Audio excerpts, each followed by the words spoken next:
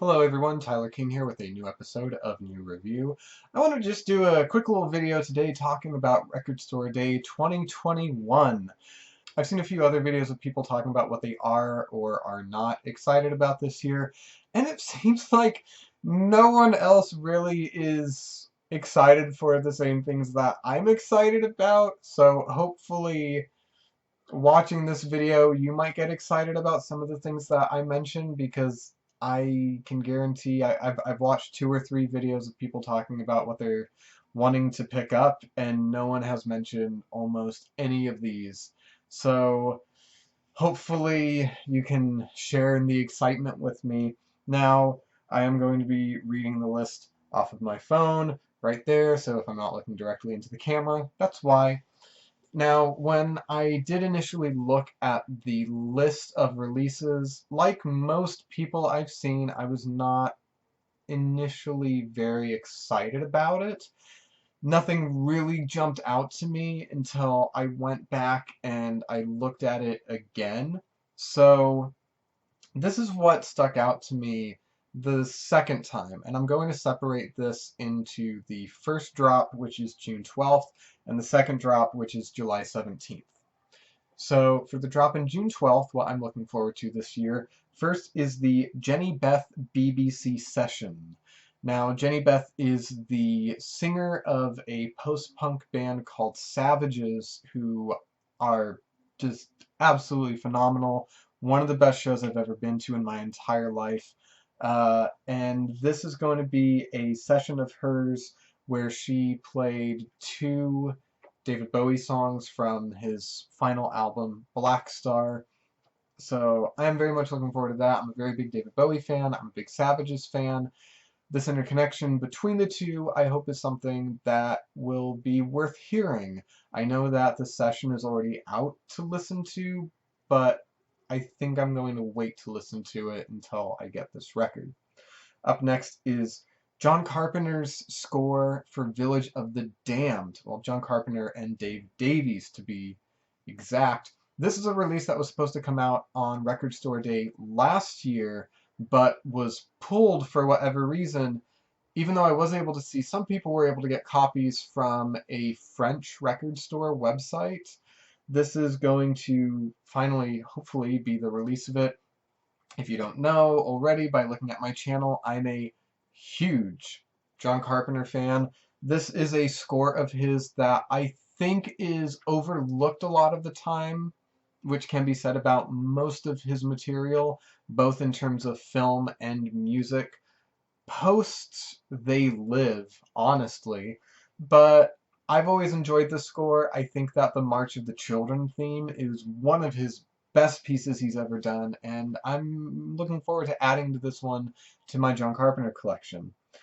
Next is Gerald Casale of Devo with the album Jihad Jerry and the Evildoers. Now, this is a solo album of his that was released in, I believe, 2004 or 2005. It features some re-recordings of older Devo songs such as I Need a Chick, but it also features a handful of newer compositions by Gerald. This one is interesting because there is a song at the end of it which includes contribution by Steve Bartek, the guitarist of Oingo Boingo. So I am pretty excited to hear what that one sounds like. Next is a 12-inch single by Deftones, which has remixes that didn't make it onto their recent White Pony Black Stallion remix album. So I might pick it up depending on what the price is. Next is Somewhere with Devo by Devo. From what I can find, as far as information about this goes, one side is going to be a live medley they performed called Somewhere with Devo, which was featured on their Devo Live at the Palace 1988 live album. And then the B-side, I want to say, again, information on this one's a little bit scarce so far, is a medley remix, but I don't know what it includes. Following that, we have the Live in Liverpool live album by Echo and the Bunnymen. You don't need me to tell you who Echo and the Bunnymen are. If you watch this channel, you probably already know. Then we have Thelonious Monk's Palo Alto album, which was already released, but from what I've seen, this is a cleaned up recording of it. Next is the Stillwater Demos EP. So if you, like me, are a fan of the film Almost Famous, then you know who the band Stillwater is. They're the fictional band that the main character goes on tour with in that movie. This has the demo versions, which were written and recorded for the band to play in the movie. So this is the original raw demo versions of those songs. Next, we have a live Tears for Fears album, live at Massey Hall. This looks like it was taken from their Songs from the Silver Chair live album. So for me, at least, this has pretty much everything I would want to hear them play on it. Very excited about this one. Then we have the Steven Wilson remixed version of Vienna by Ultravox. Now, when I say remixed version, I don't mean it's like an extended dance mix or anything like that. It is his mix of the album Vienna by Ultravox, which I'm very interested to hear. I believe it was last year or the year before, there was a 12-inch single of Sleepwalk by Ultravox that had his mix of the song on it. And this time we got to hear the whole album mixed by him. If you don't know Steven Wilson, he started out in the progressive rock band Porcupine Tree. He has a pretty successful solo career as well. And this album also will come with a bonus instrumental version of the album, which I'm excited to hear. And then the last two are The Fool by Warpaint and Sings and Plays Guitar by Link Wray. I don't have to talk about those that much. If you're fans of Warpaint or Link Wray, you know that this is good shit.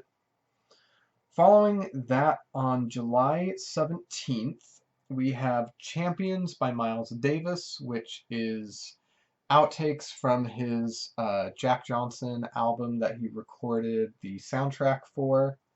The Blue-Eyed Bandit by Ennio Morricone, which is a score for the film The Blue-Eyed Bandit. I haven't seen the film yet, but I do very much enjoy Ennio Morricone's music, so I probably will pick this one up. Next is a quadruple LP by Charlie Parker called Bird in LA. Can't find too much information on this one yet, but the fact that it's a quadruple album, maybe I won't get it depending on what the price is.